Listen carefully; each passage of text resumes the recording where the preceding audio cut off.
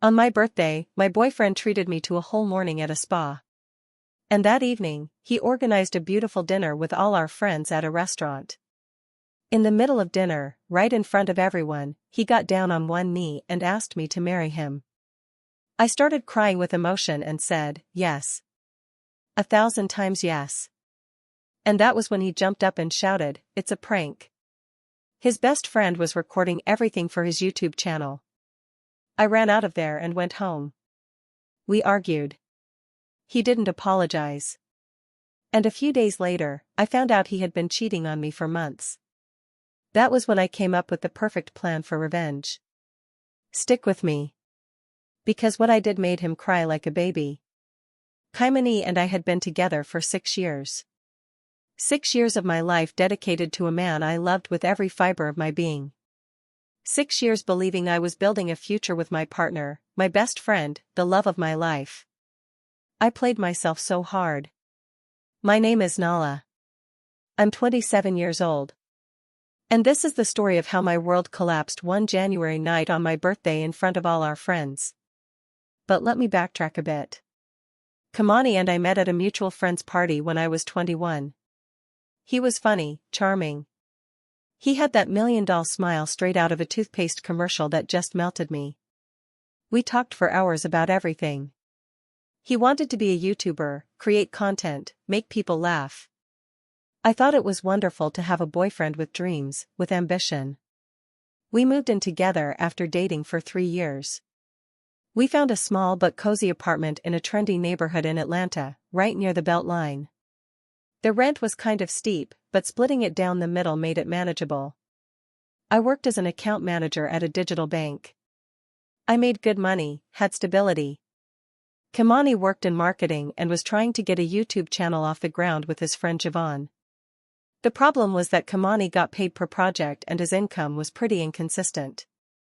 There were months where he made decent money and months where he barely covered his own expenses.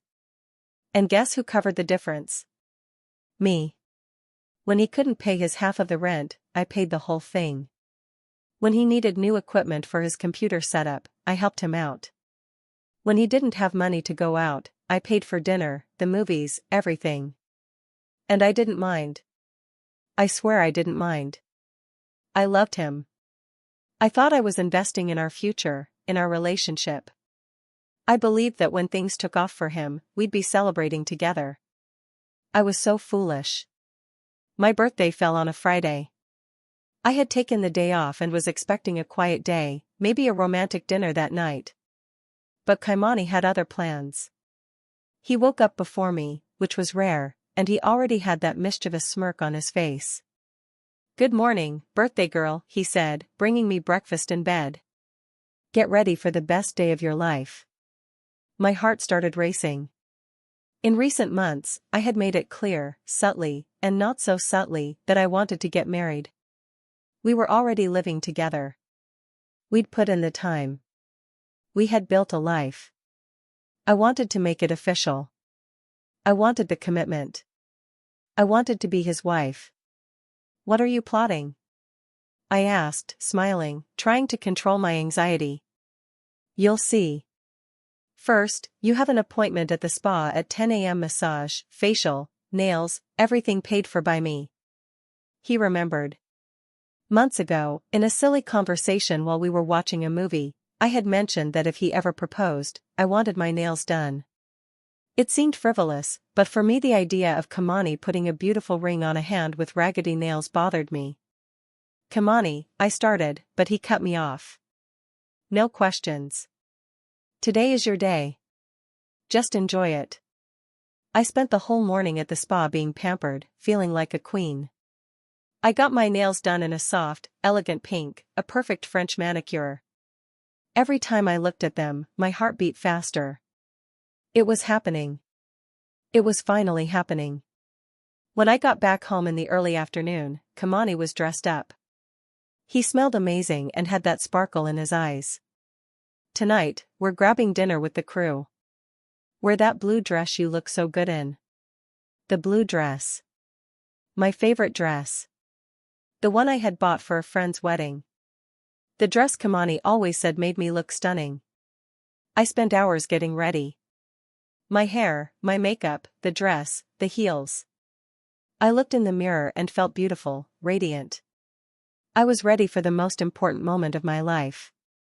We got to the restaurant at 7 p.m. It was an Italian spot in Buckhead. Nothing too bougie, but it was the place where we had our first date. A bunch of our friends were already there. Javin and his girlfriend, some girls from my job, other couples we knew. Everyone was hyped, laughing, drinking wine. I could barely eat. I was too nervous, too anxious. Kimani was being super attentive, holding my hand across the table, cracking jokes, being the perfect boyfriend. Every time he moved differently, my heart stopped, thinking it was the moment. After dessert, Kimani stood up. The entire restaurant went silent. Some people at other tables stopped eating to look. I felt my face heating up. My hand started to tremble. Nala, he began, and his voice was steady, clear. We've been together for 6 years, 6 incredible years, full of laughter, adventures, and love. Tears were already starting to form in my eyes. It was happening. It was really happening. You are my best friend, my partner, the person who stands by my side through everything. You support my dreams. You give me strength when I need it. You make me want to be a better man. He got down on one knee. The whole restaurant was watching. I heard someone whisper behind me, "Oh my God," my heart was beating so hard. I thought it was going to explode. "Niala, I love you more than anything in this world," he said, looking me straight in the eyes. "And I want to spend the rest of my life with you." He reached into his pocket. I couldn't breathe. It was happening. Finally, it was happening. "Will you marry me?"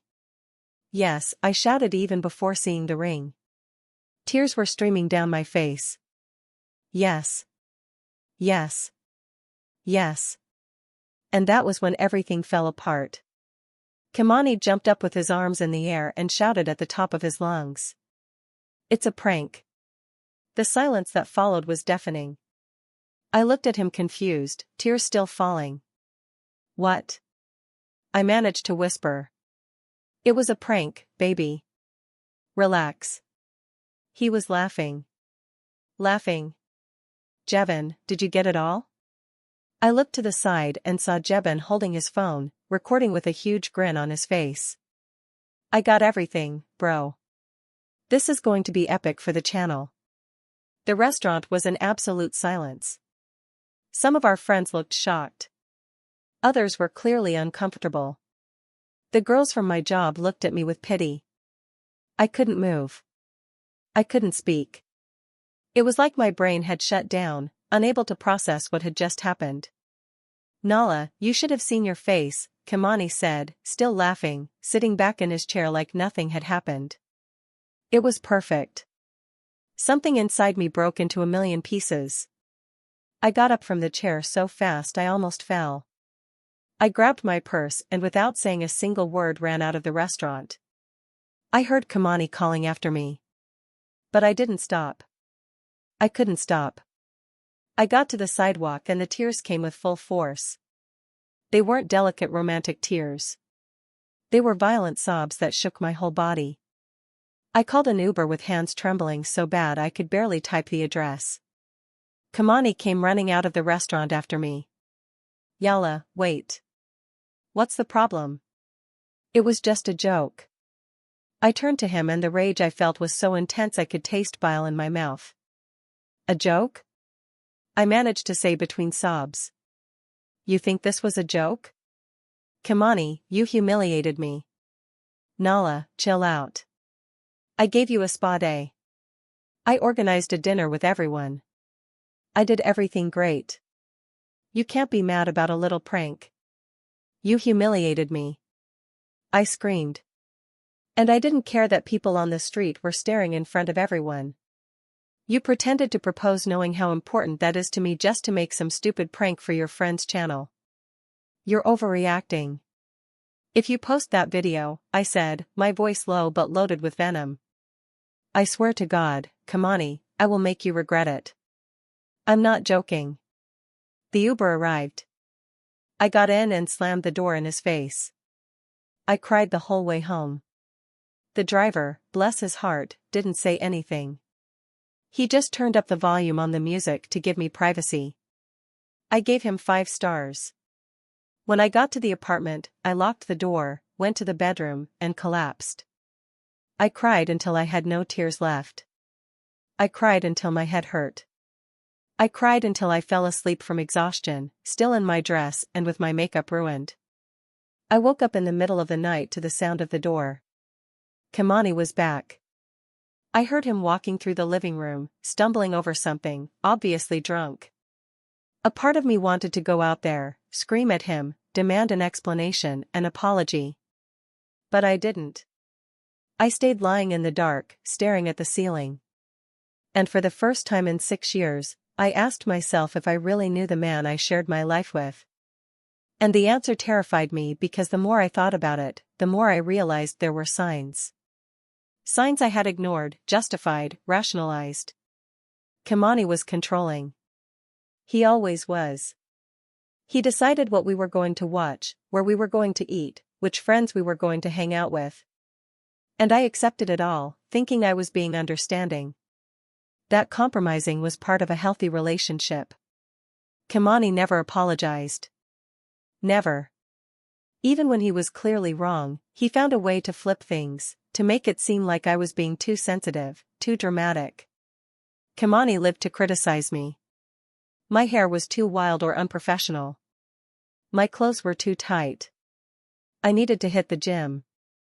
Always disguised as concern or I'm just trying to help you. And I accepted it because I thought he wanted the best for me. And Kimani used my money constantly and I let him because at the end of the day when we got married everything would be ours anyway. Lying there in the dark I realized something I should have seen a long time ago. Kimani didn't love me. Not really. Kimani liked what I did for him. He liked having someone pay half the rent. He liked having someone cover him when he was broke. He liked having a good-looking girlfriend who supported him. But loving me, respecting me, valuing me. No, never. I had been too blind to see it. The following days were the hardest of my life. Kimani and I barely spoke. I left early for work and came back late. When I was home, I locked myself in the bedroom. He stayed in the living room playing 2K on the PlayStation or editing videos, acting like nothing had happened. 3 days after the prank, he finally came to talk to me. I was sitting on the bed, still in my pajamas, staring at nothing. "No, we need to talk," he said, leaning against the doorframe. "So talk," I replied without looking at him. "You're not going to be mad at me forever over this nonsense, are you?" "This nonsense?" I repeated in disbelief. "Over this nonsense, Kimani, you publicly humiliated me. You faked something you know is important to me just to make a stupid prank to post online. But I gave you a spa day. I organized a dinner. I spent money on you." And there was the phrase I needed to hear. "You spent money on me?" I asked, finally looking at him. "Seriously, Kimani, I pay for this apartment by myself half the time we've been here. When you don't have rent money, who pays?" "Me." "When you need new gear, who loans you the cash?" "Me." "When we go out and you're broke, who pays me?" He turned red. "I thought you did that out of the kindness of your heart. But if money is the problem for you, I'll pay you back." "It's not about the money," I shouted. "It's about respect. It's about you treating me like a human being, not like a joke for your ridiculous channel." "Our channel isn't ridiculous. Get out of here, Kimani." "Niala, get out." He left, slamming the door. I heard him cursing in the living room. That night, I texted my best friend, Ayana, who couldn't make it to my birthday because she was traveling for work. I told her everything. She called me instantly, desperate to know if I was okay. "Niala, what a son of a," she said, furious. I always thought Kimani was a bit of a scrub, but this crossed every line. "I don't know what to do, Ayana. We've been together 6 years. We live together. Our lives are completely intertwined. So what? You going to stay with a dude who disrespects you like that? Who humiliates you publicly just because y'all have history? She was right. I knew she was right. I think I'm going to leave him, I said out loud for the first time. And just saying it made it seem more real. You got to do what's best for you, Nala. But if you ask me, that man doesn't deserve you. He never deserved you. We spent another hour talking. She reminded me of all the times Kamani had made me feel small. All the times he had criticized me, controlled me, used me. Things I had shoved to the back of my mind because it was easier to ignore them than to face them. When I hung up, I had already made a decision. I was going to leave Kamani. I was going to leave that apartment, leave that toxic relationship, and I was going to rebuild my life. The next day, Kamani sent me a text. I was in the bedroom. He was in the living room. I'm going to sleep at Javan's house this weekend. I think you need to calm down. Have some time alone to realize how unfair you're being to me. I read the message 1, 2, 3 times. Unfair. Unfair. This man had the audacity to call me unfair after publicly humiliating me, after refusing to apologize, after telling me to relax and drop the drama. And now he was playing the victim as if I were the villain in the movie. As if I had done something wrong. The rage I felt was so intense my hands shook holding the phone. He was trying to flip the script. He was trying to make it seem like I was the irrational one, the one overreacting, making things worse than they were. He wasn't going to get out of this looking like the poor little guy. No, not this time. I typed my response, each word loaded with all the fury I felt. Unfair. You humiliated me in front of all our friends. You pretended to propose to me to make a stupid prank. You refused to apologize. You told me to relax. And I'm the one being unfair. You're not flipping this story, Kamani. You aren't the victim here. You aren't welcome in this house anymore. Don't come back. His reply came fast. Seriously, you're going to kick me out of my own house? Seriously? Seriously, after everything he had done, he had the nerve to question me. And his house, the house I paid for half the time when he didn't have money. I didn't reply. I turned off my phone and threw it on the bed, shaking with pure rage. This man had used me, disrespected me, humiliated me, and now he was trying to play poor me, trying to make it look like I was being cruel to him. No. Hell no. He wasn't going to rewrite this narrative. 15 minutes later, I heard the front door open and close. I looked out the window and saw Kaimani throwing a duffel bag into the trunk of his car. He got in and drove off. I sat on the bed and took a deep breath. That was it. It was over. I called my mom, told her everything. She and my dad were furious. That little boy, my mom said, using that tone she used when she was truly angry. I've always been polite to him, always treated him well, but I always thought there was something off about him, something fake. I was an idiot, Mama. I was with him for 6 years. I supported him, paid his bills. You weren't an idiot, she interrupted me. You were kind. You were loving. You were everything a partner should be. He's the one who didn't deserve you. I need to get out of here. His name is on the lease along with mine, but I can't stay here anymore. Then come home, baby. Your room is just how you left it. Come home and we'll fix everything. I cried with relief. I had a plan. I had an escape route. On Monday, I called work and asked for a few days off. My boss, who was at that disastrous dinner, was super understanding. Nala, take all the time you need. And just so you know, everyone in the office is on your side. What he did was cruel. I spent the day packing my things. Essentials, clothes, toiletries, laptop, important documents. I'd leave the furniture and the rest for later. First, I needed to get out of there. Kamani hadn't come back home, hadn't called me, hadn't sent me any messages, nothing. And that somehow hurt even more. 6 years together, and he couldn't even be bothered to fight for me, to try to explain himself, to make the slightest effort. I tried to send a text to Kamani just to make it clear I was moving out and that he could come back to the apartment. The message didn't deliver. I tried calling straight to voicemail. The son of a had blocked me. He had blocked me as if I were the bad guy in the story. As if I had done something wrong. I texted Javon. "Hey Jean, just wanted to let you know you won't have to lend your couch to Kamani anymore. I'm moving out so he can go back and have the apartment." Javon replied almost immediately. "He's not here with me, Nala, but I'll text him to let him know." I frowned. I read his message confused. What did he mean he wasn't there? Wasn't he sleeping at his house? "No, haven't seen Kiani since your birthday dinner." A chill ran down my spine. If Kamani wasn't with Javon, where was he? He had left the house on Sunday, saying he was going to sleep at his best friend's place. Where the hell had he spent the last few days? I messaged some of our mutual friends, some coworkers of his I knew. Nobody knew where he was. Nobody had seen him. The truth came on Tuesday afternoon in a way I never would have expected. I was at work trying to focus on a report when I got a text from an unknown number. "Hi Nala, it's Darius. I work with Kamani at the ad agency. We met a couple of times when you came to pick him up.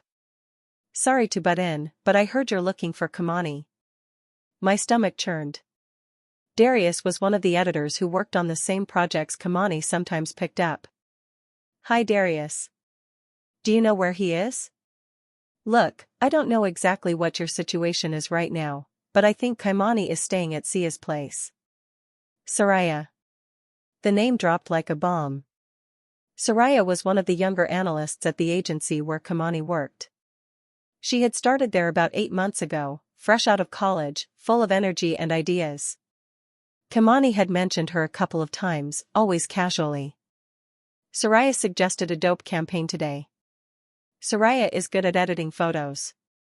Zuriya is going to happy hour with the crew. We had got out a couple of times in a group with her and other coworkers.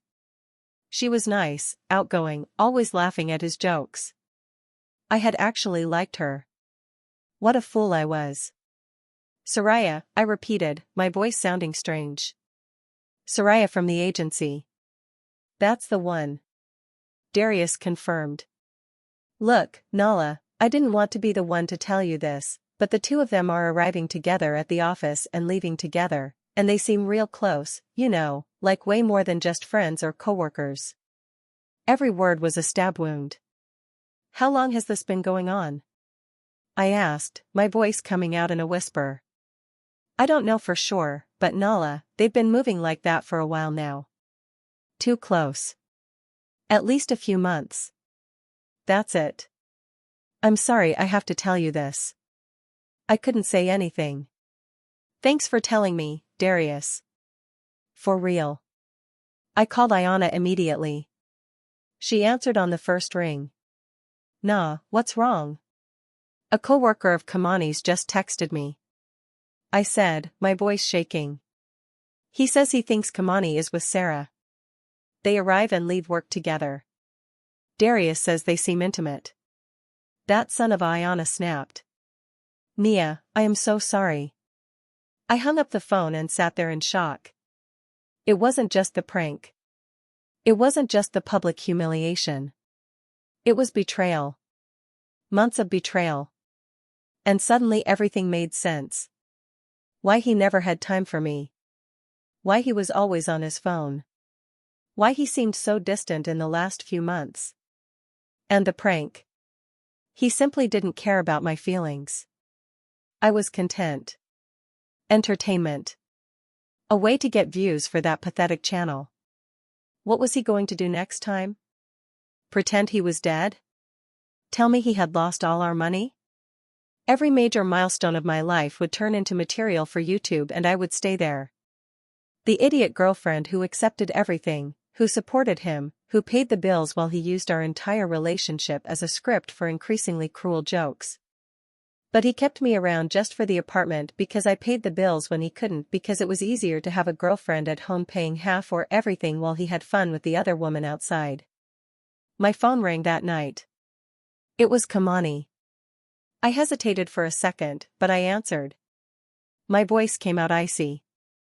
What do you want, Kamani? We need to talk about the apartment, Nala. Of course.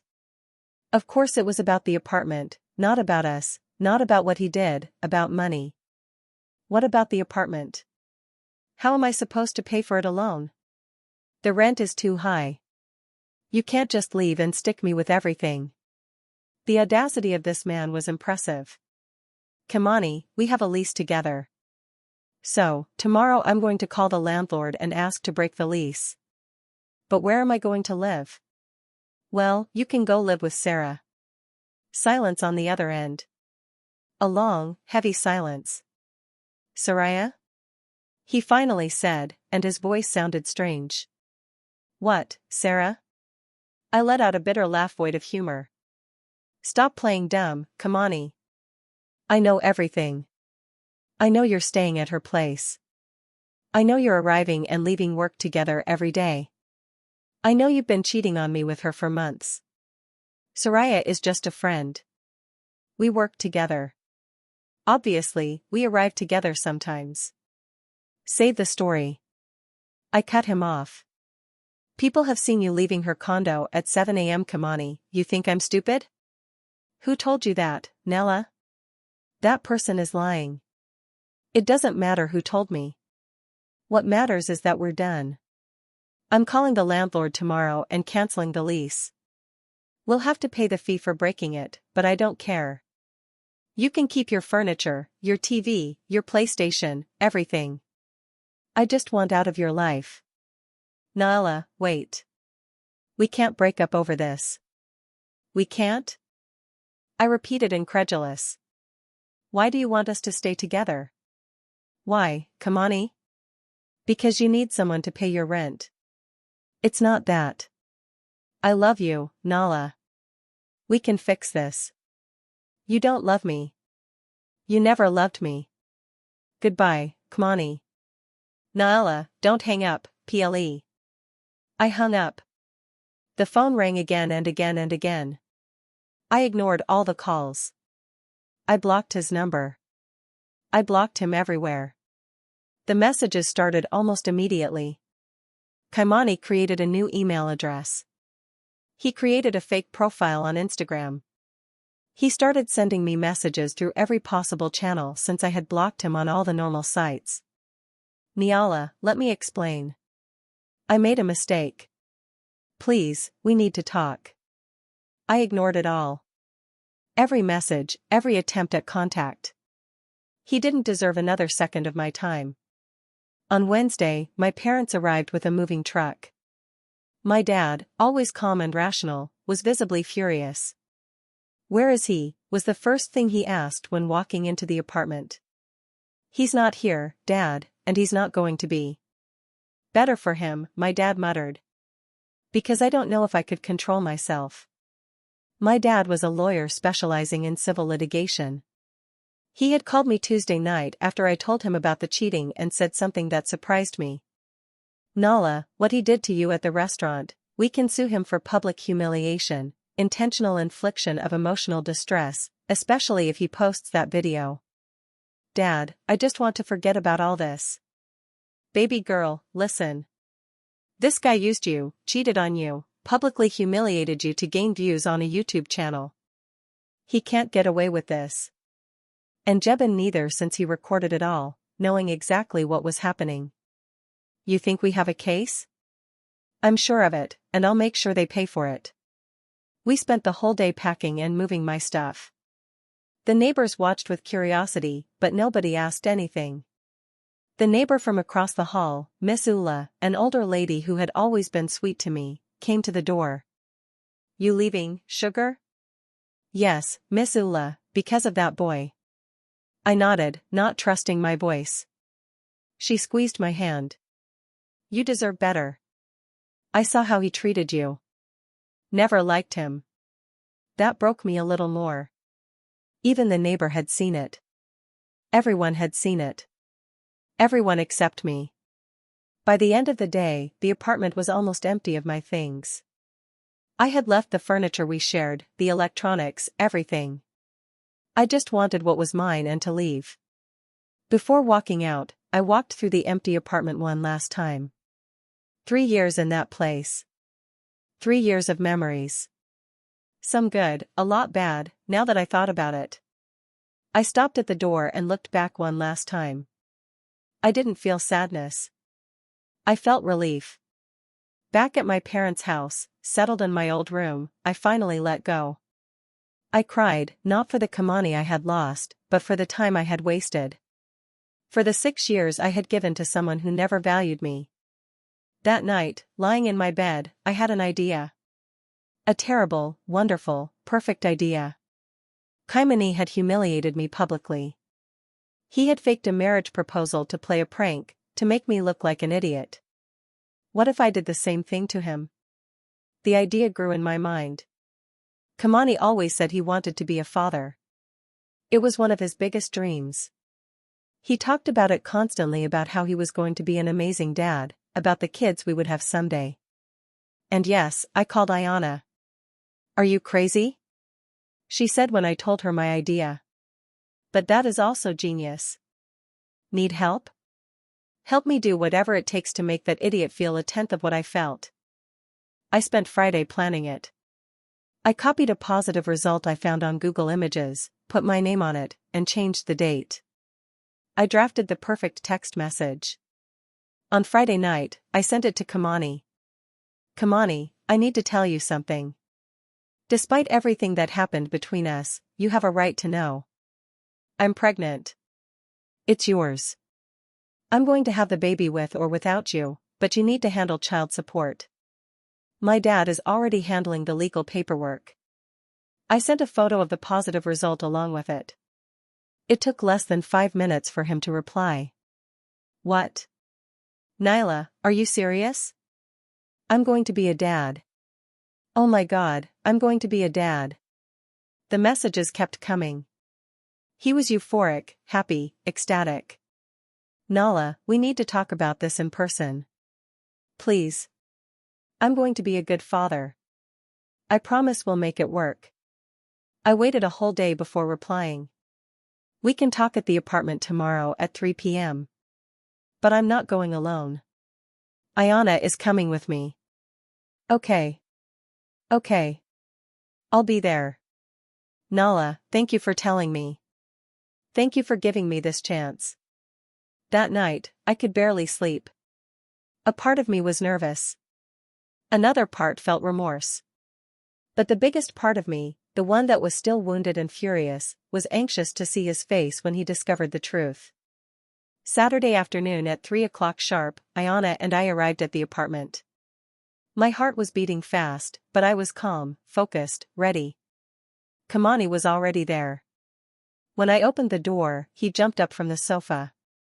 He was holding a huge bouquet of flowers. There was a bag from an expensive store on the floor, and he looked happy. Genuinely happy in a way I hadn't seen in months. "Nyala," he said, coming toward me. I took a step back before he could touch me. "Hi, Kamani." "Hi, Ayana," he said to my friend, who just nodded with an icy expression. "These flowers are for you," he said, handing me the bouquet. "And I bought some things. Prenatal vitamins, some books on pregnancy, a teddy bear." He laughed nervously. I know it's early, but I couldn't help myself. I took the flowers just to have something to do with my hands. "Sit down," I said, pointing to the sofa. He sat down anxiously, leaning forward. Ayana stood by the door with her arms crossed. "Nyala, I broke up with Zuriya," he said immediately. "I ended it as soon as you told me. I know I messed up. I know I've been an idiot, but a baby, our baby, that changes everything. It changes everything. Yes, we can make this work. I'm going to be an amazing father. I'll find a better job, something that pays more. I'll help with everything. We can move back in together. We can raise our son together. And Zuriya, I asked with a neutral voice. Forget about Zuriya. She was begging me to stay with her. It was a mistake, a huge mistake. You are the mother of my child. You are the person I want in my life.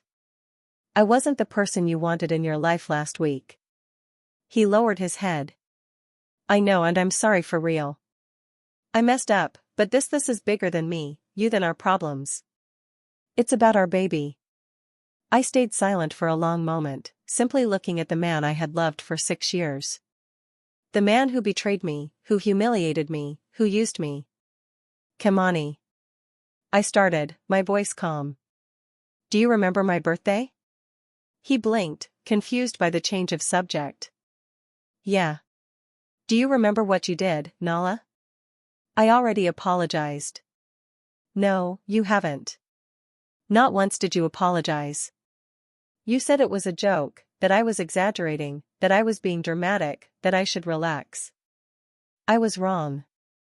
Okay, I see it now. You humiliated me in front of all our friends. You pretended to propose knowing how much it meant to me just to make a stupid prank for Javon's channel. I know, and I'm sorry. You made me feel like the stupidest person in the world. You made me cry in public. You made me believe I was finally going to have what I always wanted, only to rip it away in the cruelest way possible. Kimani was pale. Nyala, where are you going with this? I stood up and took a few steps toward him. Ayana was smiling now, so I thought, I continued, that it would be fair if I did the same to you. It took a few seconds for him to process it. I saw the exact moment he understood. His eyes went wide, his mouth dropped open. No, he whispered. It's a prank, I shouted, laughing. It wasn't a joyful laugh. It was a bitter laugh, full of all the pain and rage I had felt. There is no baby, Kimani. There never was. I just wanted you to feel a fraction of what I felt in that restaurant. He stood up so fast he almost tripped. You're lying. You sent me the picture of the test. Google Images and Photoshop are wonderful things. Ayana said, clearly amused. Kimani's face went through several emotions. Confusion, rage, despair, pain. He sank back onto the sofa with his head in his hands. How could you? He whispered. You know how much I wanted to be a father. And you knew how much I wanted to marry you. I replied, my voice hard. I guess we're even. This is different. You played with a life. You played with something important to me. I played with something important to you. Seems pretty similar to me. I'm going to sue you, he said, his voice gaining anger. This was cruel. Calm down, I said. You're just going to have a little problem. My dad is suing you and Jebin first. He lifted his head. What? Public humiliation. Intentional infliction of emotional distress. You humiliated me intentionally in public.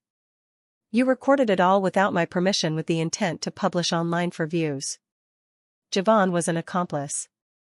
You're both going to pay for it. You're bluffing. I wish. My dad already filed the lawsuit. You'll get served officially this week. Kimani turned white. Nyala, don't do this. I was joking. I'm not going to sue you. Please. This will ruin me. It'll ruin Jebin, too. Y'all should have thought about that before. I'm sorry. He shouted, standing up again. I'm sorry. Okay. I was an idiot. I messed up. But suing us? That's going too far. Too far? I repeated in disbelief. You cheated on me for months. You used me to pay your bills. You humiliated me publicly, and I'm going too far. I never used you, Nella. I paid the rent when you didn't have money. I paid for food, bills, everything. You stayed with me because it was convenient. Because you had a place to live for free a good chunk of the time, didn't you? Yes, I shouted. And you know it. You never loved me. You liked what I did for you. You liked having a girlfriend who supported you while you played YouTuber. He said nothing because there was nothing to say because it was true and he knew it. I got up from the sofa, grabbed my purse. Ayana was already standing ready to leave. Oh, and just so you know, I said, stopping near the door. I called the landlord this morning. I broke the lease. Kamani turned pale. You already can let it. You have 2 weeks to get your stuff out of here. After that, the apartment goes back to the property management, Nala. And a fee for breaking the lease. It was $3,000. Half is yours. $1,500. You owe me that money. He wiped his hand over his face, looking desperate. I don't have $1,500 right now. Not my problem, I replied coldly. You owe me, and I expect to receive it. My dad will be in touch with you about it. Niala, please. Goodbye, Kamani. I opened the door and walked out. Ayana right behind me. I slammed the door shut and in the silence of the hallway, we heard a sob. Loud, desperate, pathetic. Kamani was crying. Ayana looked at me with wide eyes. I paused for a second with my hand still on the knob. A part of me, the part that still remembered the 6 years together, wanted to go back, comfort him, try one more time. But the bigger part, the one that was hurt, furious, and finally awake, kept walking. Let's go, I told Ayana, and we walked down the hall. The sobs got more distant with every step. When we got into the elevator, Ayana hugged me tight. You were amazing, she said. You were so strong. And it was only there, away from him, that I let my own tears fall. Not from sadness for what I had lost, but from relief for what I had left behind. It was finally over. I was finally free. The following weeks were a roller coaster. My dad really sued Kamani and Jebin. The papers were served on a Thursday. Kamani tried calling me. He sent me dozens of messages begging me to drop the lawsuit. I ignored them all. The case was relatively quick. My dad had solid evidence. The video, witnesses from the restaurant, Kamani's texts mocking me afterward. Their lawyer tried to argue it was just a prank. But when my dad presented evidence of psychological damage because I had started therapy after everything, their case crumbled. We won. The settlement was significant. $50,000 from each of them. Enough for a down payment on my own condo. Something just mine. But the money wasn't the best part. The best part was seeing the social consequences. The video Javon had posted before the lawsuit started went viral, but not in the way they expected. People were furious. The comments were brutal. What kind of person does that to someone they love? This isn't funny. It's cruel. I hope she left him. You two are trash. Their channel lost thousands of subscribers. Jebin had to delete the video after threats regarding privacy violation, but it was already too late. There were re-uploads everywhere. Kamani lost several gigs because of it. Nobody wanted to work with the guy who pulled a cruel prank on his girlfriend. His reputation was ruined. And Zuriya, from what I heard through a mutual friend, Zuriya had thanked God that Kamani broke up with her. She said it was a liberation. My friend told me via text. Zuriya said if she was still with him when all this blew up, she would be dragged into the mess. She didn't want to be associated with the dude from the cruel prank. When he tried to get back with her after I blocked him, she didn't even reply to his messages. So, that was that. Sia had been lucky to escape before the disaster. She had come out unscathed without any consequence for messing with a man who had a girlfriend. But karma was patient. I had learned that. And at some point somewhere, Zuriya would find hers, too. Maybe she'd do it to someone else. Maybe someone would do it to her. But at some point, that girl would pay for participating in the destruction of my relationship. I found out Kamani was living with his parents now in a suburb an hour outside the city. No apartment, no girlfriend, no side chick, no money, and a destroyed reputation. Meanwhile, I was rebuilding my life. I continued therapy, and it was one of the best decisions I ever made. My therapist helped me see the toxic patterns I had accepted. She helped me understand my own worth. I got a promotion at work.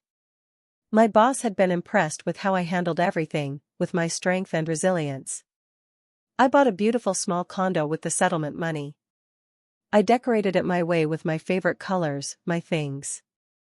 Nobody to criticize, nobody to control. And 3 months after everything, I met someone, Khalil. We met at a work networking event.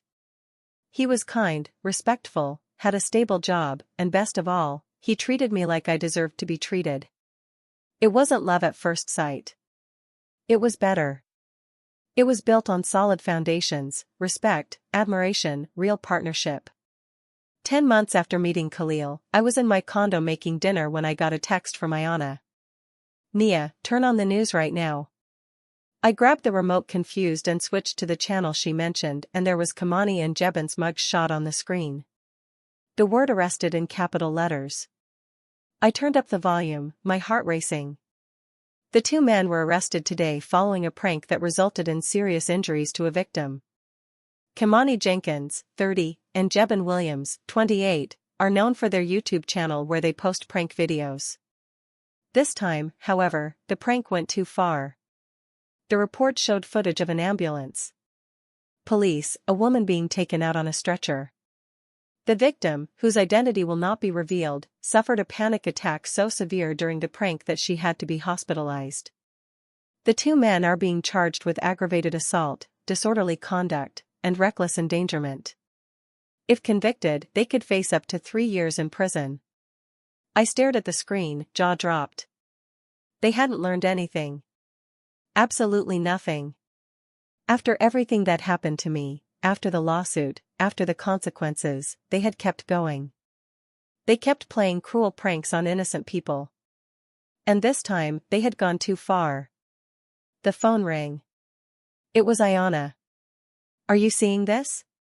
She practically screamed. "I'm watching." What idiots. What absolute idiots. They didn't learn a thing.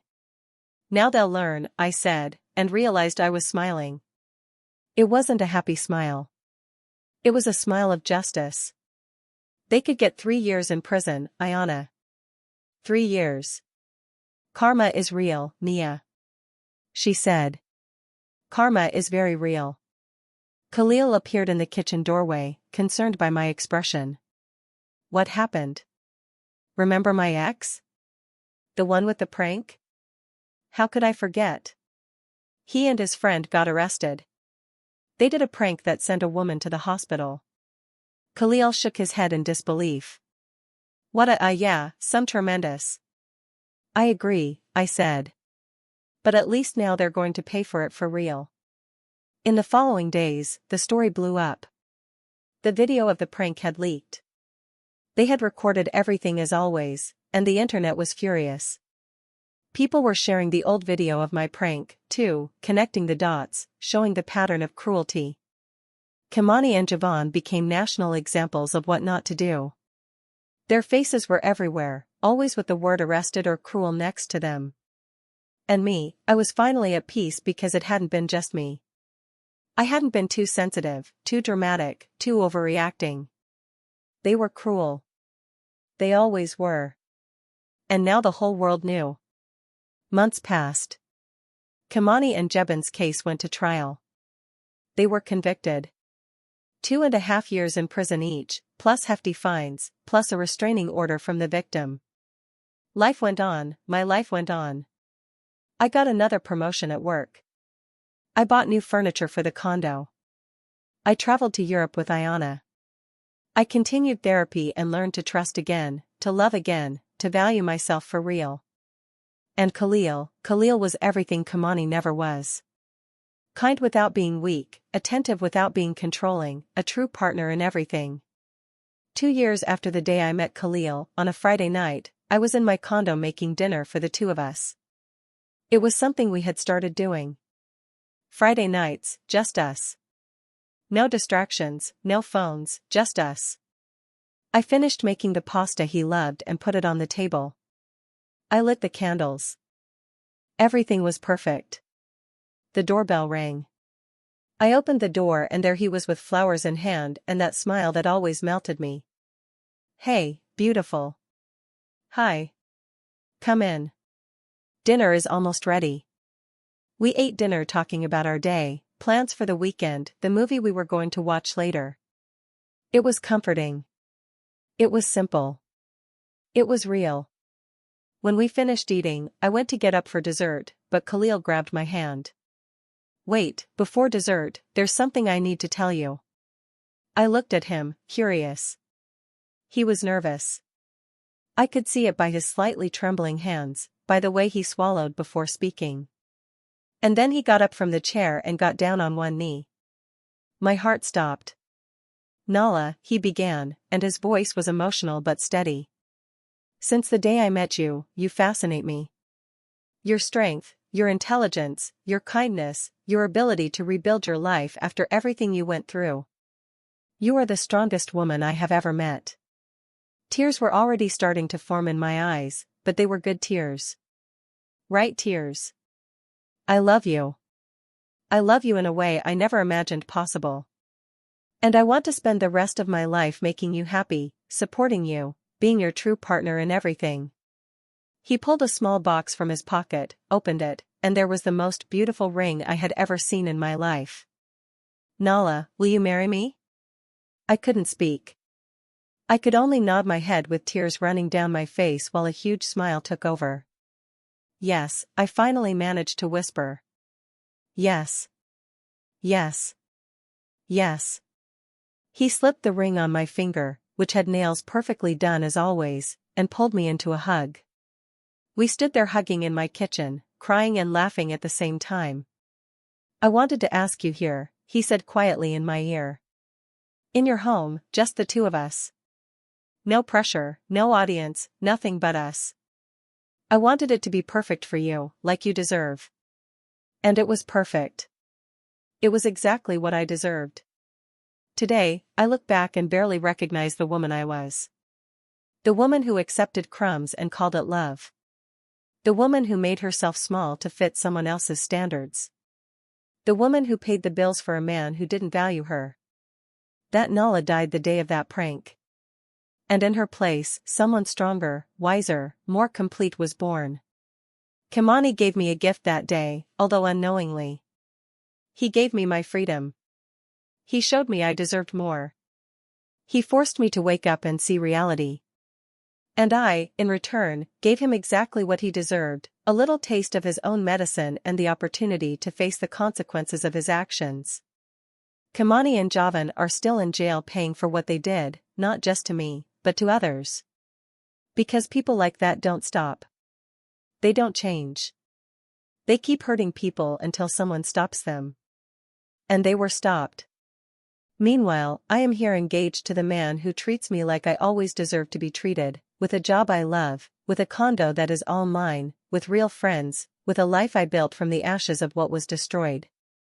Karma isn't a karma is a woman who got tired of being treated like a doormat and decided to collect the debt. And sometimes, just sometimes, karma is also the universe putting people exactly where they deserve to be. Kimani is where he deserves to be, behind bars. And I am where I deserve to be, free, happy, and truly loved. When the masks fall, we finally see people as they really are. And when we see them, it's up to us to decide what to do with that truth. I chose to free myself, and it was the best decision I ever made. And so ends this story. Thanks for staying with me until here. I know it was intense. I know it stirred up emotions, but sometimes we need to hear stories about women who stopped accepting crumbs and chose their own happiness. If this story touched you in any way, leave a like. It helps the channel a lot to reach other people who need to hear that they deserve more. Subscribe to the channel because every week I bring real stories of overcoming karmic revenge and endings you'll want to see. And if you know someone who needs to hear this, share this video. Sometimes another person's story is the push someone was missing to wake up. And remember, when the masks fall, we finally see who people really are. Goodbye and until the next one. Did you like the story? And which city are you listening from? Let's meet in the comments. If you like the story, you can support me by sending a super thanks so I can keep bringing more stories like this. Thank you so much for your sweet support. I'm looking forward to your comments on the story. On the screen, you can see 2 new life stories that I highly recommend. There's so much more on my channel. Don't forget to subscribe. See you in the next life story. With love and respect.